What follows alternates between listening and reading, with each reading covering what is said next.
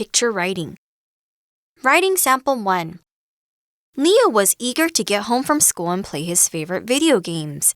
As soon as he got through the door, he took off his jacket, his socks, and his school bag, leaving everything in a pile on the floor. Without giving the mess a second thought, Leo started playing the game.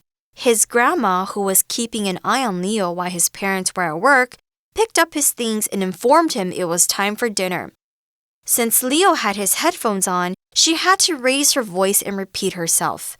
When Leo finally heard her, he felt annoyed that she was interrupting him. He turned around and snapped at his grandma, telling her to stop bothering him. His grandma left. Later, feeling hungry, Leo went to look for her. He found her in her bedroom where she'd been crying. Leo suddenly realized how horribly he had acted.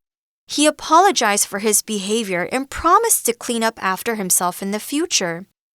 After this incident, Leo always made sure he was as nice as possible to his grandma. Writing Sample 2.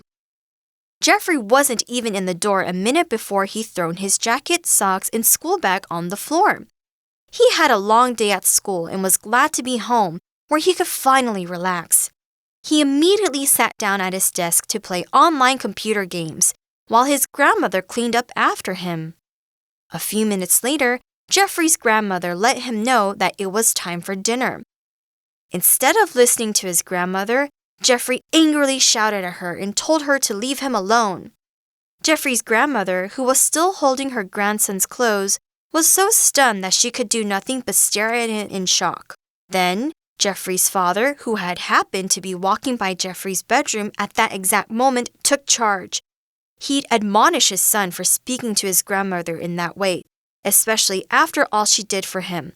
He then punished Jeffrey by prohibiting him from using the internet for a week.